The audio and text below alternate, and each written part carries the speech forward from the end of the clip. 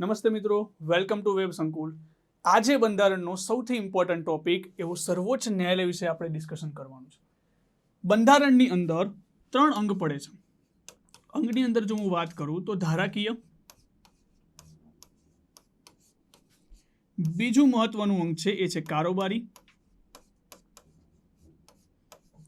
અને ત્રીજું મહત્વપૂર્ણ અંગ છે ન્યાયતંત્ર. આ ન્યાયતંત્રની અંદર ધારાકીય અને કારોબારી કરતાં ઘણું ઓછું પ્રમાણ છે, પણ કોમ્પિટિટિવ એક્ઝામની અંદર આના માર્ક્સ જે છે એટલા જ મહત્વપૂર્ણ છે જેટલા ધારાકીય અને કારોબારીની અંદર. ન્યાયતંત્રની અંદર આપણે સુપ્રીમ કોર્ટ અને હાઈકોર્ટનું ટોટલી વિસ્તૃત પ્રમાણમાં ડિસ્કશન કરવાનું છે અને ખૂબ ડેપ્થની અંદર ભણવાનું છે. તો આજે શરૂઆત કરીએ છીએ સર્વોચ્ચ ન્યાયાલય. સર્વોચ્ચ ન્યાયાલયના અનુચ્છેદ છે 124 થી 147. આ 124 થી લઈને 147 ની અંદર સર્વોચ્ચ ન્યાયાલયની ચર્ચા કરવામાં આવી છે. ઘણીવાર કેવું થાય છે, આ 124 તો તમને યાદ રહી જશે 1 2 4, પરંતુ આ જે છે ને આની અંદર કન્ફ્યુઝન થાય છે કે 147 આવશે કે 148. તો આની અંદર પણ આપણે એવી રીતે યાદ રાખી શકીએ કે પહેલો અને છેલ્લો અંક એટલે કે 1 અને 4, અને છેલ્લે લાસ્ટમાં જે 7 નંબર આવે છે આ ત્રણેયનો સરવાળો એટલે કે 1 4 અને આ ત્રણેયનો સરવાળો એટલે 4 ને 2 6 ને 1 7. તમે એવી રીતે પણ યાદ રાખી શકો છો. તો અહીંયા આપણે જોયું કે સર્વોચ્ચ ન્યાયાલયના અનુચ્છેદની ચર્ચા 124 થી લઈને 147 માં કરવામાં આવેલી છે, અને ભાગ છે ભાગ નંબર 5. આ તો તમને ઇઝીલી યાદ રહી જશે. કન્ફ્યુઝન જે થાય છે એ અનુચ્છેદમાં થાય છે, અનુચ્છેદની અંદર પણ 147 માં. તો યાદ રાખજો 147 આવશે, 148 નહીં આવે. 147 કેવી રીતે? 4 ને 2 6 ને 1 7 અને 1 4 તો તમને ઇઝીલી યાદ રહી જશે. ઓકે, ચલો આગળ જોઈએ છે.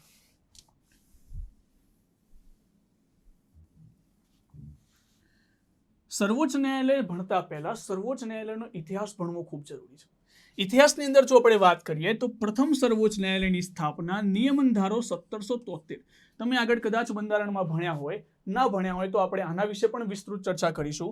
1773 મુજબ 26 માર્ચ 1774 ના રોજ કોલકાતા ખાતે સુપ્રીમ કોર્ટ, પ્રથમ સુપ્રીમ કોર્ટની સ્થાપના કરવામાં આવી.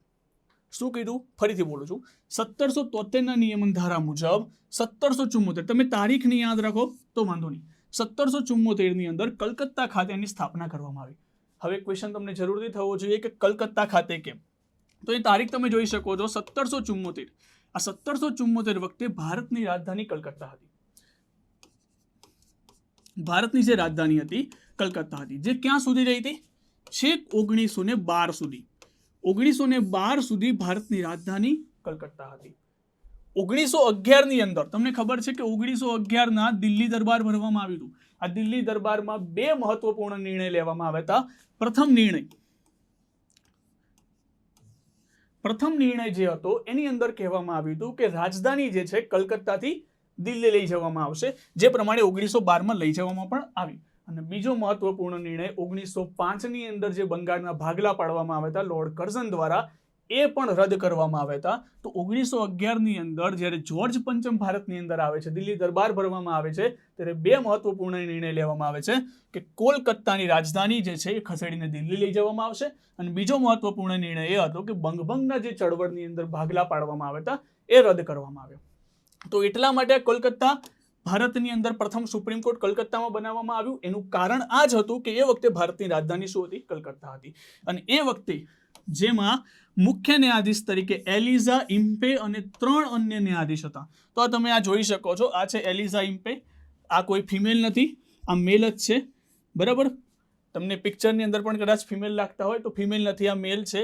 એક મુખ્ય ન્યાયાધીશ અને 3 અન્ય ન્યાયાધીશ, એટલે ટોટલ 4 ન્યાયાધીશ હતા આની અંદર, પ્રથમ સુપ્રીમ કોર્ટની અંદર કોલકાતાની અંદર. ઓકે, હવે તમને બધાને એક જરૂરથી એક ક્વેશ્ચન થશે.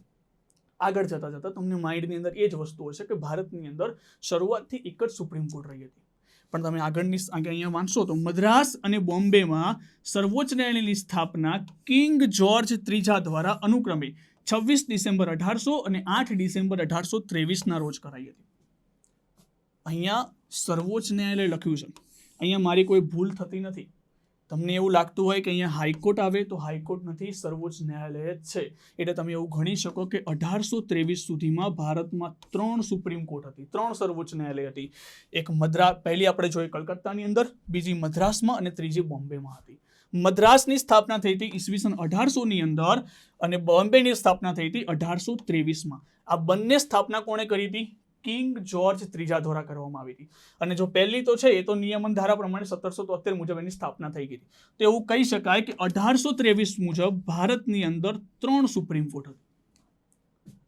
ઓકે, આ 3 સુપ્રીમ કોર્ટ જે છે ફરી એકવાર કહી દઉં, જો કોલકાતાની અંદર સ્થાપના થઈ હતી એ 1774, ઓકે, મદ્રાસની અંદર થઈ હતી 1800ની અંદર, જ્યારે બોમ્બેની અંદર કરવામાં આવી હતી 1823માં. તો એ વખતે ભારતની 3 સુપ્રીમ કોર્ટ હતી. હજુ તમને એક ક્વેશ્ચન થશે, આ 3 સુપ્રીમ કોર્ટની અંદર સૌથી પાવરફુલ સુપ્રીમ કોર્ટ કઈ હતી? તો વિશે જોઈએ આગળના સ્લાઇડમાં. તમને બધાને એવું લાગતું હશે કે પ્રથમ સુપ્રીમ કોર્ટ જે છે કલકત્તામાં સ્થાપના થઈ એટલે મોર પાવરફુલ કલકત્તા જ હોવી જોઈએ. પણ મિત્રો તમારી અહીંયા ભૂલ થાય છે કે 1823ના અધિનિયમ કલમ નંબર 17 એની અંદર લખવામાં આવ્યું છે કે મદ્રાસ અને બોમ્બેની સત્તા કાર્યો કોલકાતા સુપ્રીમ કોર્ટના સમકક્ષ જ રહેશે, પરંતુ આ 1862 સુધી જ કાર્યરત રહ્યું. અહીંયા જોજો કે 1862 સુધી આ 3 સુપ્રીમ કોર્ટ કાર્યરત રહી. બરાબર છે ને? આ 3 સુપ્રીમ કોર્ટના પાવર, એમની સત્તા, એમની ફરજો એક સમાન હતી. એટલે કે આ 3 સુપ્રીમ કોર્ટ જે છે એની અંદરથી કોઈ ઉપરી સુપ્રીમ કોર્ટ નથી અને કોઈ નીચલી નથી. 3ની પાવર અને સત્તા સમાન હતી. અને આ 3 સુપ્રીમ કોર્ટ ક્યાં સુધી રહી? 1862 સુધી. 1862ની અંદર આ 3 સુપ્રીમ કોર્ટને શેમાં કન્વર્ટ કરી દેવામાં આવી? હાઈકોર્ટમાં. એટલે તમે હાઈકોર્ટ ભણશો ને ત્યારે આવશે કે 1862ની અંદર ભારતમાં 3 સુપ્રીમ કોર્ટ બની હતી. તો 1862માં ભારતમાં 3 સુપ્રીમ કોર્ટ બનાવવામાં આવી. એનું કારણ એ પહેલા જે હતી 3, એટલે તમે એવું પણ ગણી શકો કે 1862 પહેલા ભારતની અંદર 3 સુપ્રીમ કોર્ટ હતી. 1823માં તો 3 હતી જ, પરંતુ 1862 સુધી કાર્યરત હતી. એટલે તમે સમજી શકો કે 1823 થી લઈને 1862 સુધીમાં ભારતમાં કેટલી સુપ્રીમ કોર્ટ હતી? 3 સુપ્રીમ કોર્ટ. અને આ 3 સુપ્રીમ કોર્ટના પાવર કેવા હતા? સમાન હતા. કયા અધિનિયમમાં કહેવામાં આવ્યું છે? 1823ના અધિનિયમ કલમ નંબર 17. આ કલમ નંબર 17 બહુ ડેપ્થમાં છે, તમે ના યાદ રાખો તો પણ ચાલશે, પણ એક વસ્તુ અહીંથી જરૂરથી ક્વેશ્ચન બની શકે છે. બરાબર છે ને? ઓકે, આગળ વધીએ.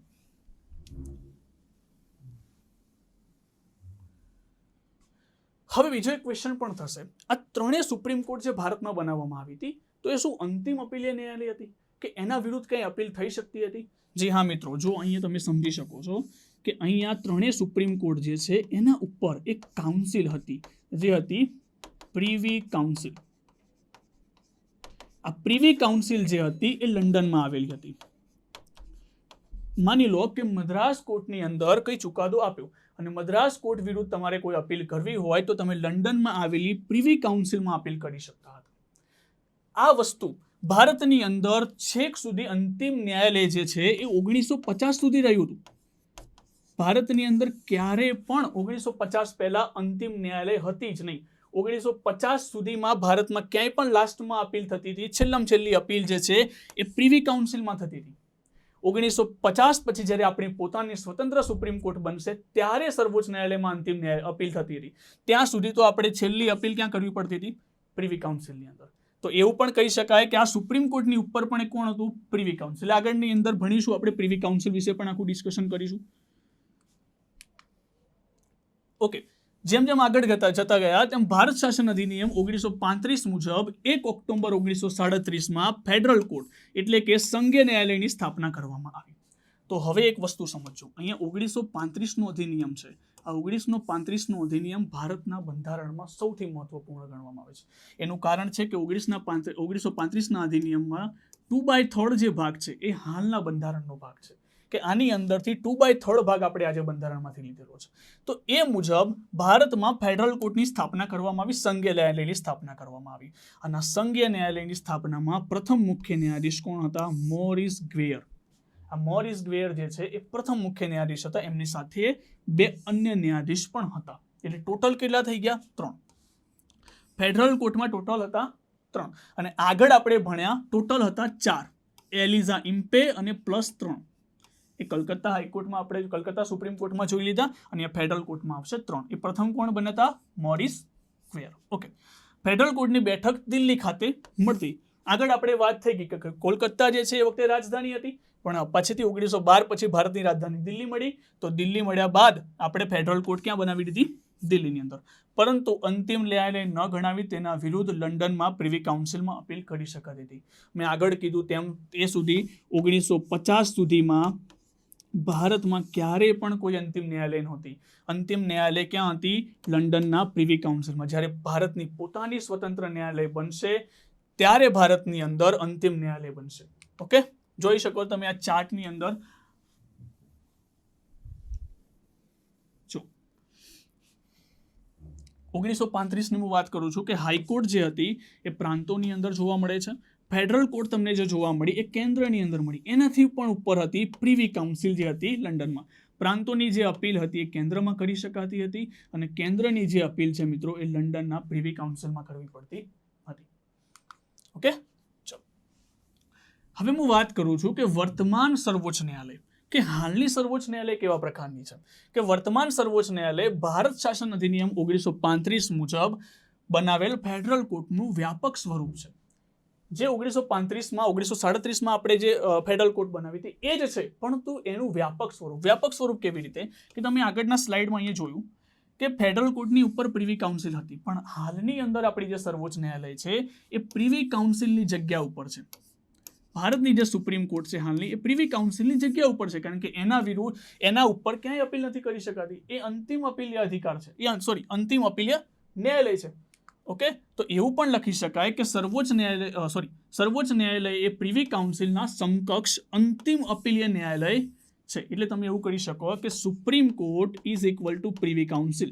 હાલની સુપ્રીમ કોર્ટ પણ ઘણીવાર જીપીએસસી ની અંદર આવા ક્વેશ્ચન બનતા હોય છે કે હાલની સર્વોચ્ચ ન્યાયાલય એ પ્રિવી કાઉન્સિલના સમકક્ષ છે, તો એ બિલકુલ સાચું છે.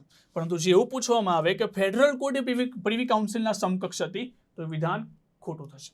બરાબર છે ને? ચલો હવે આગળ જોઈએ કે સર્વોચ્ચ ન્યાયાલયના સ્થપતિ એટલે ડિઝાઇનના સ્થપતિ હતા.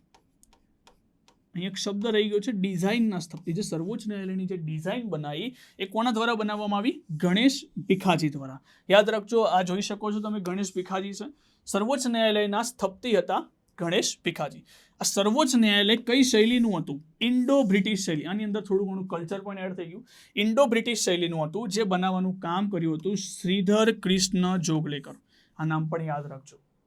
અત્યાર સુધી કોઈ એક્ઝામમાં પૂછાયું નથી, પરંતુ આ નામ જો છે પૂછાઈ શકે એવું છે, શ્રીધર કૃષ્ણ જોગલેકર. જો તમને જો એવું પૂછે કે ડિઝાઇનના સ્થપતિ કોણ, તો ગણેશ ભીખાજી. પણ જો તમને એવું પૂછે કે આ શૈલી કઈ શૈલીમાં બનાવવામાં આવી હતું? ઇન્ડો બ્રિટિશ શૈલી. એ કોને કરવા એ શૈલીનું કામ કોને કર્યું છે? તો શ્રીધર કૃષ્ણ જોગલેકર. અહીંયા ત્રીજી પણ એક વસ્તુ મિસ થાય છે, એ હું કહી દઉં તમને કે આ જે સુપ્રીમ કોર્ટ બની, આ સુપ્રીમ કોર્ટ જે છે 28 જાન્યુઆરી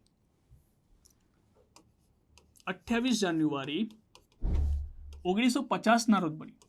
બરાબર, આ 28 જાન્યુઆરી 1950 ના રોજ બની. એ વખતે આનું ઉદ્ઘાટન કોણે કર્યું હતું? ઉદ્ઘાટન કર્યું હતું MC સિત્તલવાડ દ્વારા આનું ઉદ્ઘાટન કર્યું હતું. તમે ક્યાંક આ નામ સાંભળેલું હશે. આ ભારતના પ્રથમ એટર્ની જનરલ, ભારતના પ્રથમ એટર્ની જનરલ રહી ચૂક્યા હતા. તો યાદ રાખજો કે તમને જો એવું પૂછવામાં આવે કે સુપ્રીમ કોર્ટનું ઉદ્ઘાટન કોના દ્વારા કરવામાં આવ્યું, તો જો પહેલો જ ઓપ્શન રાજેન્દ્ર પ્રસાદ હશે અને બધા રાજેન્દ્ર પ્રસાદ ટીક પણ કરીને આવશે, તો યાદ રાખજો રાજેન્દ્ર પ્રસાદ નહીં આવે, MC સિત્તલવાડ આવશે. બરાબર છે ને? કે રાજેન્દ્ર પ્રસાદનું નામ છે એ દરેક જગ્યાએ આપણને જોવા મળતું હોય છે અને આપણે લાગણીવશ થઈને રાજેન્દ્ર પ્રસાદ ટીક પણ કરી દઈએ છીએ. ચલો હવે તમને ખબર છે કે ભારતનું ન્યાયતંત્ર છે એ અમેરિકામાંથી લેવામાં આવ્યું છે. પણ મિત્રો બધું જ અમેરિકામાંથી લેવામાં નથી આવ્યું. ઘણી બધી બાબતો જ આપણે લીધેલી છે. બાકી અમેરિકાનું ન્યાયતંત્ર અને ભારતનું ન્યાયતંત્રમાં ઘણો ફેર છે. તમે એ સમજો કે અમેરિકાનું ન્યાયતંત્ર છે દ્વૈત શાસન પ્રણાલી છે, જ્યારે ભારતનું ન્યાયતંત્ર એ એકીકૃત પ્રણાલીનું બનેલું છે. હવે તમને પ્રશ્ન થશે કે દ્વૈત શાસન પ્રણાલી એટલે શું? જો અમેરિકાની અંદર રાજ્ય કેટલા છે? અમેરિકાની અંદર 50 રાજ્યો છે. કેલિફોર્નિયા છે, ટેક્સાસ છે, ફ્લોરિડા છે, વોશિંગ્ટન છે, આ બધા જ અલગ અલગ રાજ્યો છે. આ દરેક રાજ્યને પોતાની સુપ્રીમ કોર્ટ છે. દરેક રાજ્યને પોતાની સુપ્રીમ કોર્ટ અને એક કેન્દ્રની સુપ્રીમ કોર્ટ, એક સેન્ટ્રલ લેવલે સુપ્રીમ કોર્ટ. એટલે કે રાજ્યોની અંદર પણ સુપ્રીમ કોર્ટ અને એક સેન્ટ્રલ લેવલે પણ સુપ્રીમ કોર્ટ.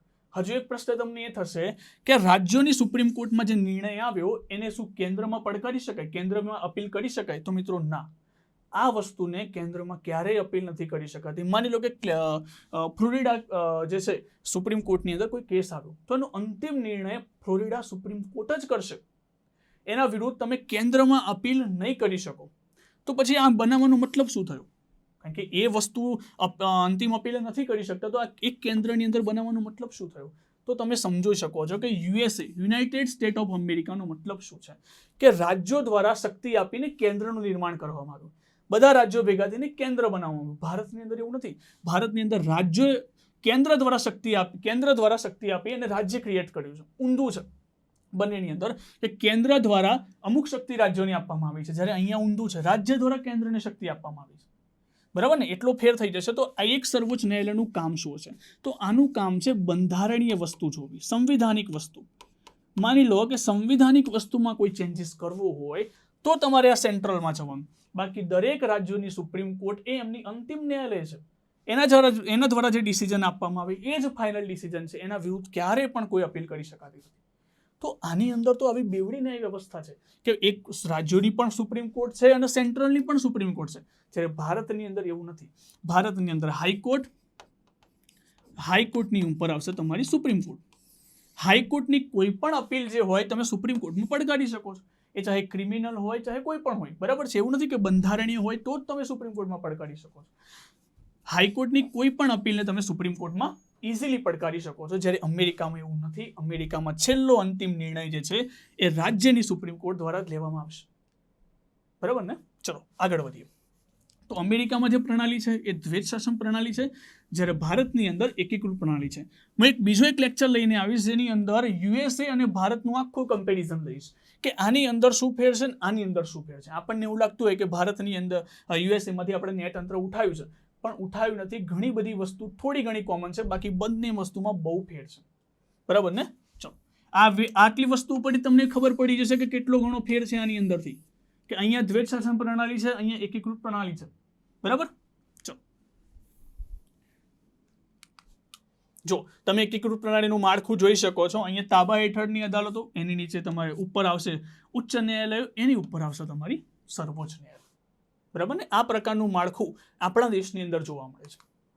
નેક્સ્ટ, હવે જો મેં પહેલા જ વાત કરી કે આર્ટિકલ 124 થી લઈને 147 બધી ચર્ચા કરવામાં આવેલી છે. બરાબર છે ને? આપણે ઇતિહાસ જોઈ લીધો. ઇતિહાસ પછી હવે આર્ટિકલ ઉપર જઈશું. તો આર્ટિકલની અંદર પહેલો આર્ટિકલ ભણીએ છીએ 124(1). 124(1) શું છે? તો ભારતની અંદર 124(1) બે વસ્તુની ચર્ચા છે. જો બે વસ્તુની ચર્ચા છે કે ભારતમાં એક સર્વોચ્ચ ન્યાયાલયની જોગવાઈ. ભારતની અંદર એક જ સર્વોચ્ચ ન્યાયાલય જોઈએ. અમેરિકાની જેમ 50-50 આપણે જોઈતી નથી. ભારતની અંદર કેટલી જોઈએ? એક જ સર્વોચ્ચ ન્યાયાલય. આ કયા આર્ટિકલમાં લખવામાં આવ્યું છે? 124(1) ની અંદર. ક્લિયર? તો જોઈ શકો છો કે ભારતમાં સર્વોચ્ચ ન્યાયાલયની સ્થાપના મેં હમણાં કીધું કે 28 જાન્યુઆરી 1950 રોજ કરવામાં આવી. આપણો બંધારણનો અમલ 26 જાન્યુઆરી 1950 થી થયો ને, એના 2 દિવસ પછી જ આની સ્થાપના કરવામાં આવી છે. તમને ઇઝીલી યાદ રહી જાય. અને હમણાં કીધું મેં એ પ્રમાણે કે આનું ઉદ્ઘાટન કોના દ્વારા કરવામાં આવ્યું? MC સિત્તલવડ દ્વારા. બરાબર? ડિઝાઇનના સ્થપતિ કોણ હતા? ગણેશ પીઠ. આખું લેક્ચર એન્ડમાં આખું ફરીથી બધાનું રિવિઝન કરવાનું છે આપણે. ઓકે, તો હવે એની અંદર મુખ્ય ન્યાયાધીશ 1 અને 7 અન્ય ન્યાયાધીશ હતા. બરાબર છે ને? આ મુખ્ય ન્યાયાધીશ કોણ હતા? તો હરિભાઈ કણિયા, જે પ્રથમ ગુજરાતી પણ હતા. બરાબર?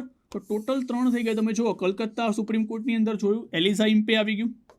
એ શોર્ટમાં લખું છું. બરાબર? એલિઝા ઇમ્પે આવી ગયું. પછી આપણે ફેડરલ કોર્ટની અંદર જોયું, એમાં કોણ આવી ગયું? મોરિસ ગ્વેર આવી ગયા. અને અહીંયા ભારતની પ્રથમ સ્વતંત્ર સર્વોચ્ચ ન્યાયાલય જે છે એની અંદર કોણ આવી ગયું?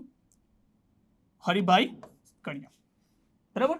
આ ત્રણેયની અંદર કન્ફ્યુઝન ના થાય. જે પ્રમાણે પ્રશ્ન પૂછ્યો હોય એ પ્રમાણે તમારો જવાબ હોવો જોઈએ. ચલો, મેં પહેલી વસ્તુની વાત કરી. પહેલી વસ્તુમાં શું છે કે ભારતની એક સર્વોચ્ચ ન્યાયાલયની જોગવાઈ. બીજી વસ્તુ અહીંયા છે કે સર્વોચ્ચ ન્યાયાલયના ન્યાયાધીશની સંખ્યા, વેતન, ભથ્થા, સેવા શરતો અને ક્ષેત્ર અધિકારની શક્તિ કોની પાસે રહેશે? સંસદ પાસે રહેશે. આ ખૂબ જ મોસ્ટ આઈએમપી ક્વેશ્ચન ગણી શકાય, કારણ કે જીપીએસસીની અંદર ઘણી વાર આખો પ્રશ્ન પૂછાતા હોય છે કે સર્વોચ્ચ ન્યાયાલયના ન્યાયાધીશની સંખ્યા, વેતન, ભથ્થા, સેવા શરતો, ક્ષેત્ર અધિકારની શક્તિ કોની પાસે રહેશે? સંસદ પાસે જશે. સંસદ કેવી રીતે? તો સંસદ કાનૂનમાં સુધારા કરીને, સંસદ જે છે કાનૂનમાં સુધારા કરીને આની સંખ્યા, સુપ્રીમ કોર્ટના જજોની સંખ્યા વધારી શકે છે. આગળ આપણે જોઈશું કે કેટલી સંખ્યા પહોંચી છે. અત્યારે તમે જુઓ શરૂઆતની અંદર કેટલી છે, 1+7 એટલે ટોટલ 8 છે. ક્યાં સુધી હતી? 1950 સુધી. 1950 સુધીમાં કેટલી સંખ્યા હતી? 8. બરાબર. હવે આગળ જુઓ તો આની અંદર જોઈ લો 124 એકમાં બે ચર્ચા કરવામાં આવી છે કે ભારતમાં એક સર્વોચ્ચ ન્યાયાલય અને બીજી વસ્તુ કીધી કે ભારતમાં સર્વોચ્ચ ન્યાયાલયની જે ન્યાયાધીશની જે સંખ્યા છે, વેતન ભથ્થા છે, એ વધારવાની શક્તિ કોની પાસે રહેશે? સંસદ પાસે. આ 124માં એકમાં આટલી વસ્તુ ક્લિયર થઈ. ઓકે, ચલો અહીં જોઈ શકો છો સંખ્યા છે ધીમે ધીમે કેટલે પહોંચી છે. સર્વોચ્ચ ન્યાયાલય 1956ની અંદર પહોંચી 11, 60ની અંદર પહોંચી 14. જો તમારે યાદ કેટલું રાખવાનું છે આની અંદર આ પહેલો સુધારો જે છે એ યાદ રાખજો. અને લાસ્ટમાં જે અંતિમ આવે છે 2019માં, 2019ની અંદર 34 સંખ્યા છે. હાલ પૂરતી જે સંખ્યા છે એ કેટલી છે? 34. કયા સુધારા મુજબ? 2019. હા, વચ્ચેનો તમે યાદ નહીં રાખો તો ઇટ્સ ઓકે. બરાબર. 1986ની અંદર 26 છે, 2008ની અંદર છે 31 અને લાસ્ટમાં 2019માં 34 સંખ્યા પહોંચી ગઈ છે. બરાબર. તો આ છેલ્લો સુધારો હતો એ યાદ રાખજો. સર્વોચ્ચ ન્યાયાલયનું સ્થળ જે છે હાલમાં કયું છે? દિલ્હી. આપણે આગળ પણ વાત કરી દીધી કે ફેડરલ કોર્ટનું એક વ્યાપક સ્વરૂપ છે. ફેડરલ કોર્ટ હતી દિલ્હીમાં, તો સર્વોચ્ચ ન્યાયાલય ક્યાં હોવાની? દિલ્હીની અંદર. પરંતુ એક વસ્તુ આની અંદર બીજી એક યાદ રાખજો, પરંતુ રાષ્ટ્રપતિની પૂર્વ મંજૂરીથી સર્વોચ્ચ ન્યાયાલયના મુખ્ય ન્યાયાધીશ અન્ય જગ્યાએ પણ સર્વોચ્ચ ન્યાયાલયની કાર્યવાહી કરી શકે છે. માની લો કે સર્વોચ્ચ ન્યાયાલયના મુખ્ય ન્યાયાધીશને ગુજરાતમાં બેઠા બેઠા કાર્યવાહી કરવી છે તો કરી શકે છે, પણ એક કન્ડિશન છે કે રાષ્ટ્રપતિની પૂર્વ મંજૂરીથી, રાષ્ટ્રપતિને પહેલાથી જાણ કરવી પડશે. રાષ્ટ્રપતિ મંજૂરી આપશે પછી એ ભારતની અંદર ગમે ત્યાં બેસીને ચુકાદો આપી શકે છે. ક્લિયર? તો એક વસ્તુ યાદ રાખજો, રાષ્ટ્રપતિની પૂર્વ મંજૂરી વગર એ વસ્તુ નહીં કરી શકાય કે ગમે ત્યાં બેસીને ચુકાદો નહીં આપી શકે. જો રાષ્ટ્રપતિ મંજૂરી આપશે તો ભારતના કોઈ પણ રાજ્યમાં એ બેસીને ચુકાદો આપી શકે છે. ઓકે, હવે 124(1) નું આપણે ડિસ્કશન કરી લીધું. હવે 124(2) એ થોડું લાંબુ છે, થોડું વિસ્તૃત છે અને સમજતા થોડી વાર લાગશે, એટલે આપણે 124(3) લીધું છે. 3 ની અંદર જે સર્વોચ્ચ ન્યાયાલયના, અહીંયા મુખ્ય ન્યાયાધીશ, સર્વોચ્ચ ન્યાયાલયના ન્યાયાધીશની યોગ્યતા, આ મુખ્ય નહીં, સોરી, સર્વોચ્ચ ન્યાયાલયના ન્યાયાધીશની યોગ્યતા, એટલે કે સર્વોચ્ચ ન્યાયાલયના ન્યાયાધીશ બનવું હોય તો કઈ કઈ યોગ્યતા જોઈએ? તો ભારતના નાગરિક હોવા જોઈએ. હવે દરેક વખતે આવો ક્વેશ્ચન આવતો હોય છે, ભારતના નાગરિક, પણ કેવી રીતે નાગરિકતા લે? જન્મ આધારિત હોવી જોઈએ, પ્રાકૃતિક રીતે હોવી જોઈએ, કઈ રીતે? તો દેખો, ભારતના નાગરિક એ કોઈ પણ રીતે હોઈ શકે. જન્મ આધારિત હોય, પ્રાકૃતિક રીતે હોય, કોઈ પણ રીતે, ખાલી બસ ભારતના નાગરિક હોવા જોઈએ. એવું નથી કે ખાલી જન્મ આધારિત જ હોવા જોઈએ. ભારતના નાગરિક હોવા જોઈએ, કોઈ પણ રીતે નાગરિકતા મેળવેલી હોવી જોઈએ. ઉચ્ચ ન્યાયાલય એટલે કે હાઈકોર્ટમાં 5 વર્ષ ન્યાયાધીશ હોવા જોઈએ. અથવા દેખો, આ ત્રણેય કન્ડિશનમાંથી કોઈ પણ એક કન્ડિશન ફૂલફિલ થાય ને તો વાંધો નથી.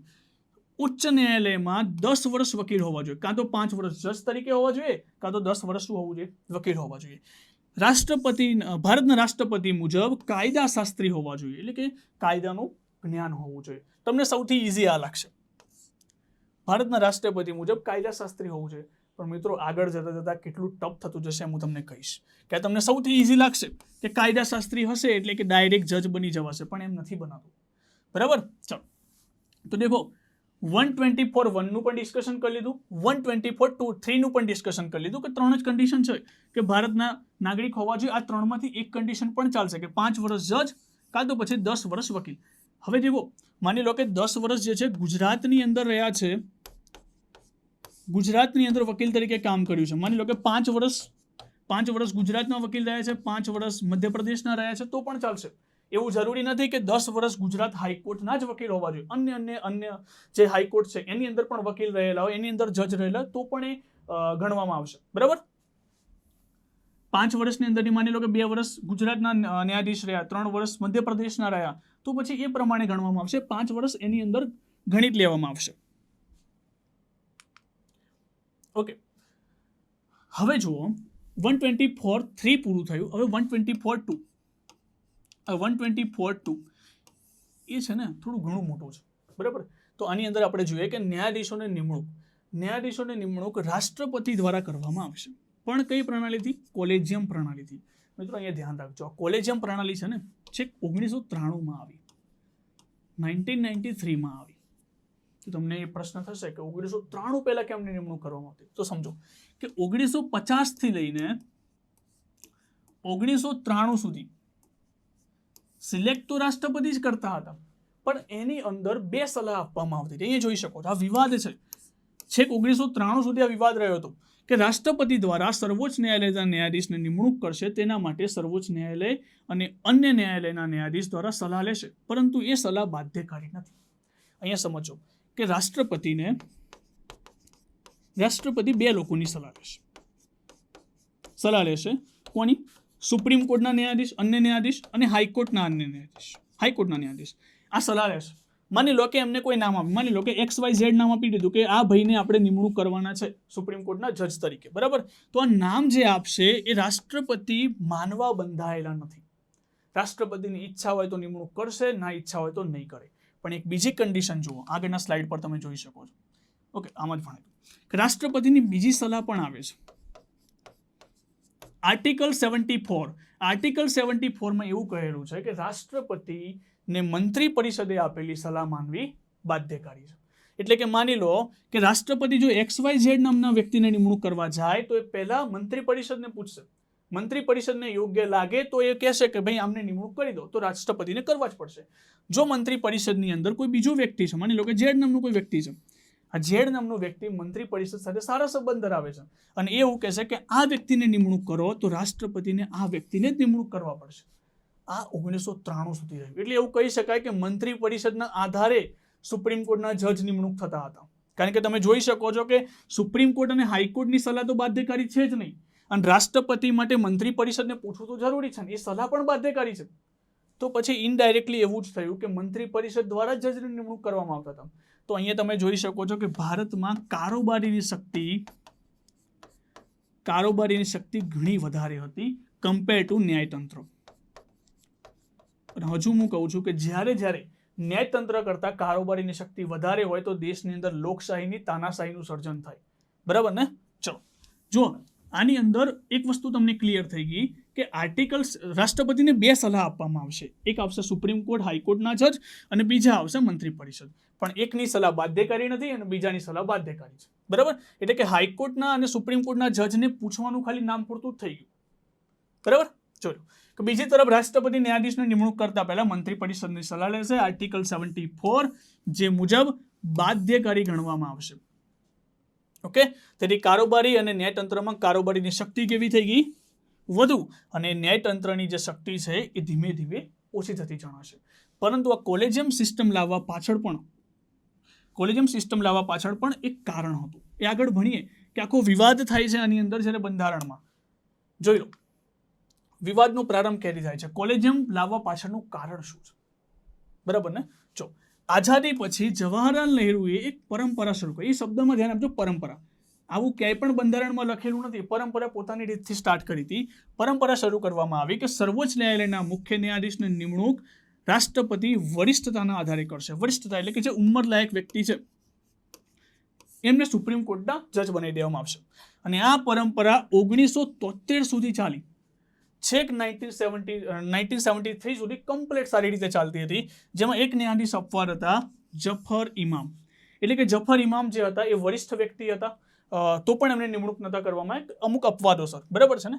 ટોટલ 23 વર્ષ એટલે 1950 થી લઈને 1973 સુધી આ પરંપરા જે છે કમ્પ્લીટ ચાલતી હતી. 23 વર્ષમાં ક્યારે પણ એવું નથી બન્યું કે વરિષ્ઠતાના આધારે કોઈને નિમણૂક ના કરવામાં. જે ઉંમરલાયક વ્યક્તિ હોય એમને જ નિમણૂક કરવામાં આવતા હતા. એક અપવાદ નામ છે, યાદ રાખજો, જફર ઇમામ. આ જફર ઇમામને નિમણૂક કરવામાં નતા આવે, ઉંમર હતી તો પણ. બરાબર? આ 1973 સુધી બહુ વ્યવસ્થિત પ્રક્રિયા ચાલતી હતી, પણ ગડબડ અહીંયા થઈ. ઇન્દિરા ગાંધી સરકારે વરિષ્ઠતાના નિયમોનું ઉલ્લંઘન કર્યું. અને એક વખત મિત્રો 2 વખત ઉલ્લંઘન કરે છે. જુઓ કેવી રીતે ઉલ્લંઘન થાય છે.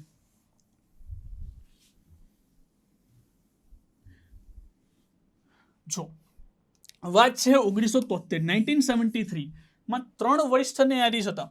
J.S. સિલટ, K.S. હેગડે અને A.N. ગ્રોવર. આ ત્રણેયને છોડીને ચોથા વરિષ્ઠ ન્યાયાધીશ અજીતનાથ રેને મુખ્ય ન્યાયાધીશ બનાવી દેવામાં આવ્યા. હવે આવું કરવા પાછળનું એમનું કારણ પણ હતું કે 1973 કેશવાનંદ ભારતી કેસ. આ કેસ ભારતના ઇતિહાસના, ભારતના બંધારણની અંદર ખૂબ જ મહત્વપૂર્ણ કેસ ગણવામાં આવે છે, કારણ કે આ કેસ દ્વારા ભારતનું બેઝિક સ્ટ્રક્ચર મળ્યું હતું. કે ભારતની અંદર આ કેસની અંદર ચુકાદો શું આવ્યો તમને બધાને ખબર છે કે સરકારના પક્ષથી વિરુદ્ધમાં ચુકાદો આવ્યો હતો. આ કેસની અંદર એવું કહેવામાં આવ્યું હતું કે સંસદ જે છે એ ભારતના બંધારણના ભારતના બંધારણના બેઝિક સ્ટ્રક્ચરમાં કોઈ પણ જાતનો ચેન્જ નહીં કરી શકે. તો ઇનડાયરેક્ટલી એવું થઈ ગયું કે સંસદ જે છે એની શક્તિ ઘટાડવામાં આવી રહી છે અને ન્યાયતંત્ર કેવું થઈ ગયું, પાવરફુલ થઈ ગયું. તો જો અહીંયા આની અંદર 13 જજની બેચ હતી, 13 જજની બેચ હતી અને 7:6 પ્રમાણમાં ચુકાદો હતો. એટલે કે 7 લોકો એવા હતા કે એમણે એવું કીધું કે ભાઈ આ જે છે ચેન્જ ના થવું જોઈએ, બેઝિક સ્ટ્રક્ચર સંસદ દ્વારા ચેન્જ ના કરી શકવું જોઈએ. અને 6 લોકો એવા હતા કે જેમને એવું કીધું કે આ બેઝિક સ્ટ્રક્ચર સંસદ ચેન્જ કરી શકવી જોઈએ. તો જ્યાં 7 લોકો સરકારના પક્ષથી વિરુદ્ધમાં ચુકાદો આપ્યો હતો, એ 7 લોકોમાંથી 3 લોકો આ પણ હતા, J.S. સેલટ, K.S. હેગડે અને A.N. ગ્રોવર. એટલા માટે ઇન્દિરા ગાંધી સરકારે આ 3ને છોડીને આ 6ની અંદરથી એક ન્યાયાધીશ હતા જેનું નામ હતું અજીત નાથ રે, જે સરકારના પક્ષમાં ચુકાદો આપ્યો હતો, તો એમને મુખ્ય ન્યાયાધીશ બનાવી દેવામાં આવ્યા. મેં પહેલા જ વાત કરી કે જવાહરલાલ નહેરુ સરકારથી પરંપરા ચાલતી આવતી હતી, પરંપરા હતી, ક્યાંય પણ બંધારણમાં લખેલું નહોતું, એટલે પરંપરા ચાલતી આવતી હતી, તો પરંપરા તોડી પણ શકાય અને તોડી ઇન્દિરા ગાંધી સરકાર દ્વારા. તો તમે સમજી શકો છો કે 3 જજ છે, આ 3 જજની ઉંમર હતી, તો એમને છોડીને પણ અજીતનાથ રેને મુખ્ય ન્યાયાધીશ બની દેવામાં આવ્યો. આ પહેલો ઇન્સિડન્સ હતો. એવો ને એવો સેમ બીજો ઇન્સિડન્સ થશે. જો આ એટલા માટે શીખવું ઇમ્પોર્ટન્ટ છે કે અહીંયા તમે સમજી શકો છો કે કારોબારી જે છે કેવી રીતે પોતાનું શાસન દેશની અંદર ચલાવતી હતી, ન્યાયતંત્રથી પણ ઉપર જતી હતી. 1977 આ 1977 ની અંદર વરિષ્ઠ ન્યાયાધીશ HR ખન્ના આવશે. HR ખન્નાની જગ્યાએ M.H. વેગને મુખ્ય ન્યાયાધીશ બનાવી દેવામાં આવ્યા. HR ખન્ના જે હતા એ વરિષ્ઠતામાં પહેલા હતા, એમને છોડીને કોને બનાવી દેવામાં આવ્યા, M.H. વેગને મુખ્ય ન્યાયાધીશ બનાવી દેવામાં આવ્યા. એનું પણ કારણ ADM જબલપુર કેસ. આ કેસ પણ એટલો જ મહત્વપૂર્ણ કેસ છે.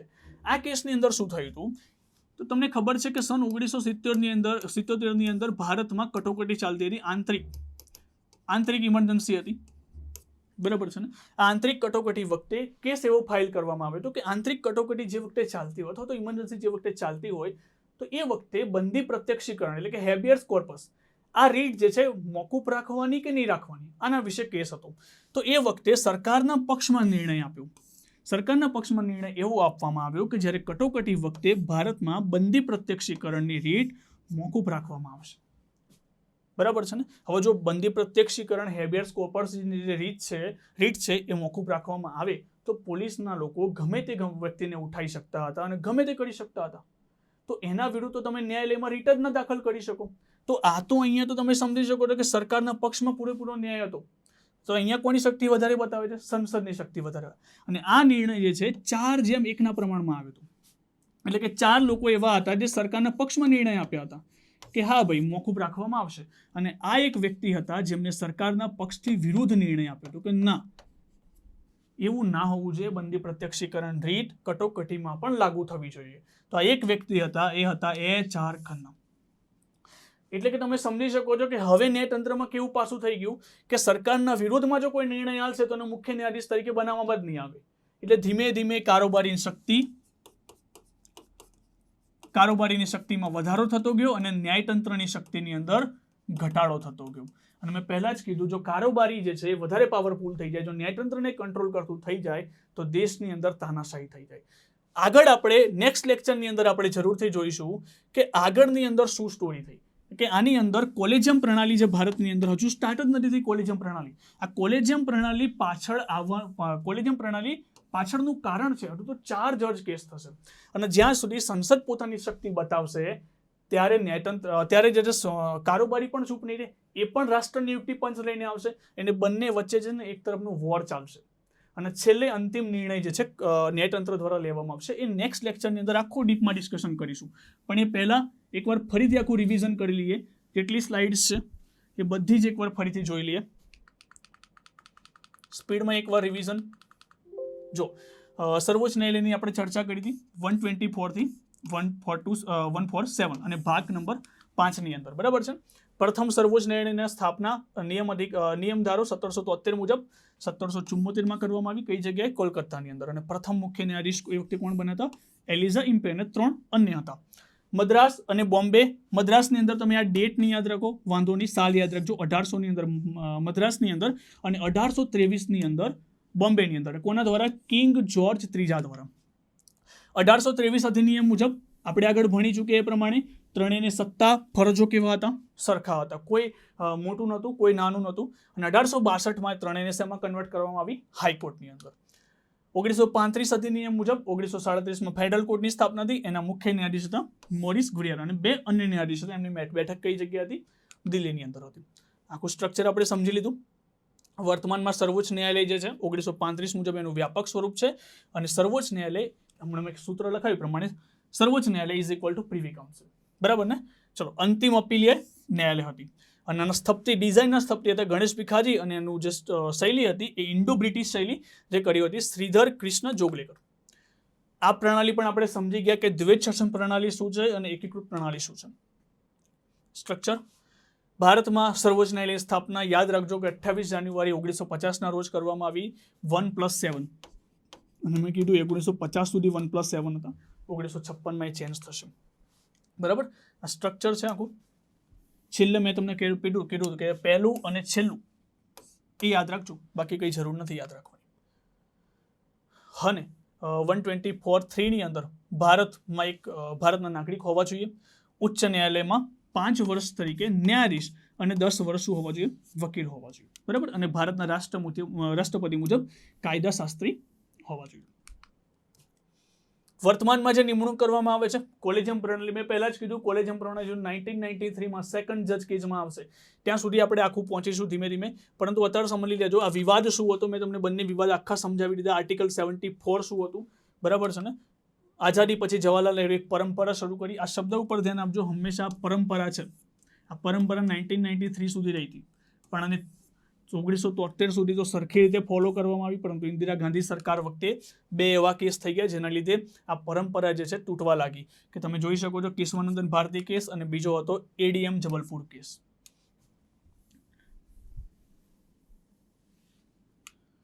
લાસ્ટની અંદર મિત્રો આશા રાખું છું કે આ લેક્ચરની અંદર તમને ખૂબ આનંદ થયો છે અને મજા પણ આવી હશે. તો આવી જ રીતે આપણે બંધારણનો નેક્સ્ટ લેક્ચર લઈને આવીશું, અને ખૂબ ડીપમાં આવી જ રીતે. અને લાસ્ટની અંદર જ્યારે સુપ્રીમ કોર્ટ પતશે ત્યારે એના એક્ઝામની અંદર ક્લાસ 3, ક્લાસ 1, 2 દરેક એક્ઝામની અંદર પૂછાય એટલે આપણે MCQ પણ સોલ્વ કરવાના છે. તેથી મળીએ નેક્સ્ટ લેક્ચરની અંદર. Thank you.